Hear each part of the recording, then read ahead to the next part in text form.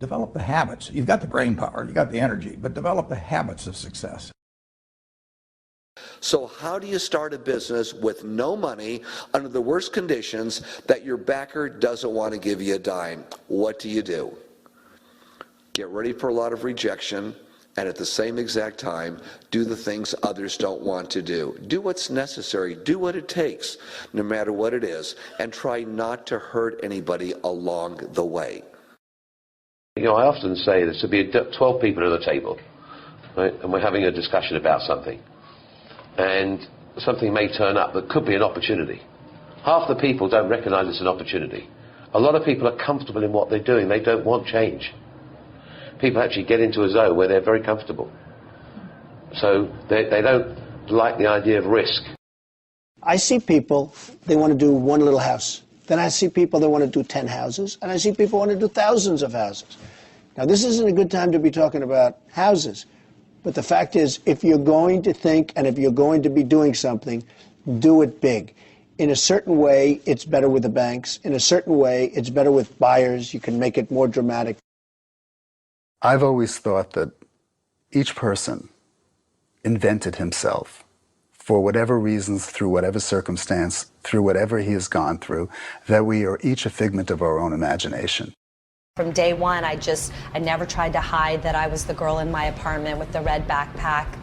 It's like, this is who I am, and I find that people end up rooting for you and opening more doors if you're really honest early on. Some people start businesses and try to come across that they're much bigger than they are because they feel like that's the only way they're going to be taken seriously.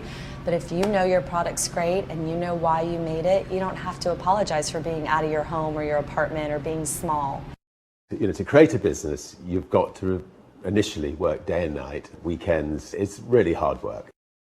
I worked 24 hours a day, 7 days a week. And I cared, that's what I cared about. I cared about solving problems, being successful. Anytime an obstacle presented itself, I used it to my advantage and made it work. And I never heard the word no. If I heard the word no, it meant maybe. And then I made maybe yes. In the end, luck plays a very important part in how successful you are. But the harder you work and the longer you work, the luckier you're going to be. People need to understand that we cannot take a breath, that we have competitors who want to take the food off of our table. We have an economy in which there's 8% unemployment here, 9% unemployment in the US, and Starbucks Coffee Company is not something you have to have. It is a discretionary purchase. And so the mentality that you need in a business today, Starbucks or otherwise, to build sustainable success and enduring success is you have to eradicate the human behavior of relaxing, the human behavior of feeling like we have won. And what I have said in the last 2 years of Starbucks is there's no celebration, there's no victory lap. We haven't done squat. I don't have the same opportunity as you do. Yeah, you do. You do. You have every bit the opportunity that I did. And so you can go out there and do it. Somebody said, well, what was your goal? Goal? Make money. You have the power to just, you can sit down, you can code something, you can try it. It doesn't matter to you whether someone thinks it's a good idea or not, because you have the power to go put that online and, and see whether it resonates and connects with people.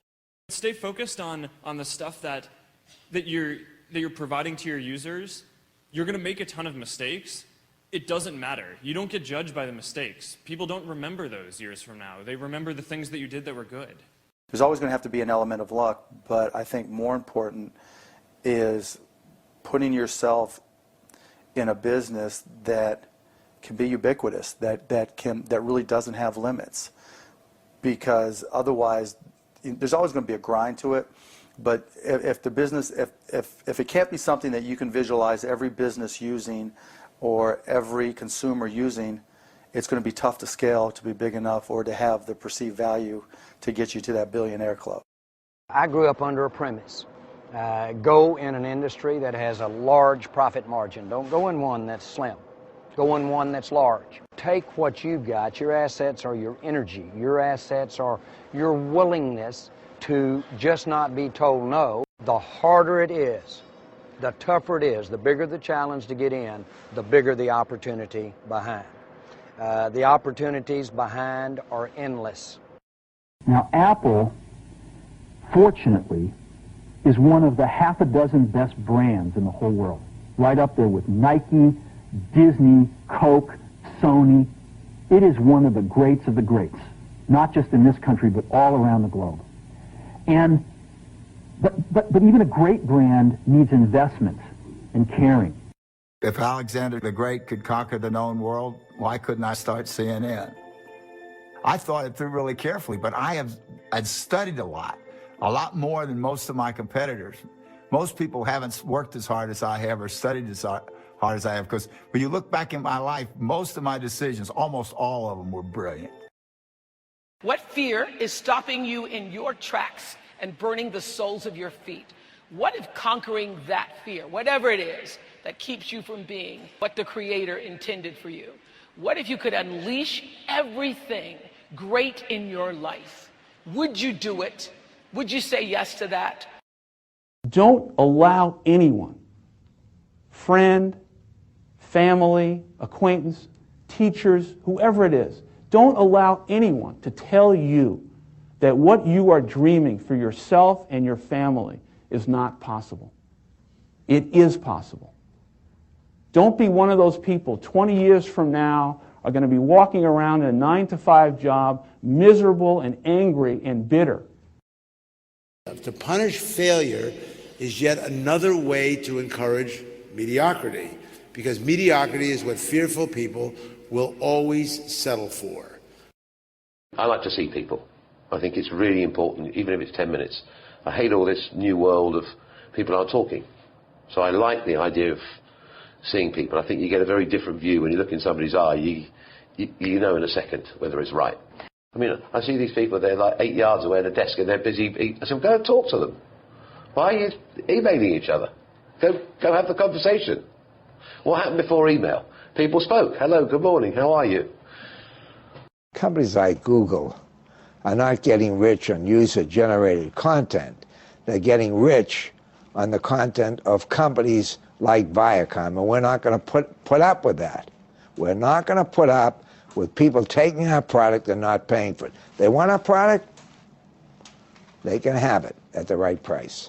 I'm going to put the vast majority of my energy, attention, and dollars into building a great product or service, and put a smaller amount into shouting about it, marketing it.